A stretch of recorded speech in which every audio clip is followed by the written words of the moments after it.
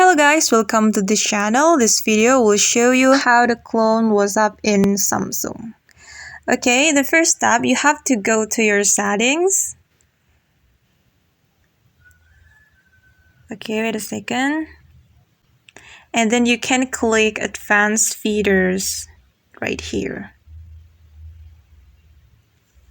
And you can click dual messenger. Okay.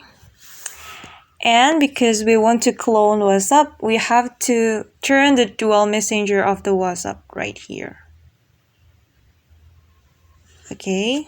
And you will get this question and you have to click install. And wait for a moment, guys. Okay, now the clone of the WhatsApp has been installed and you can check on your home screen. Okay, right here. Okay guys, that's the tutorial from me. Thanks for watching.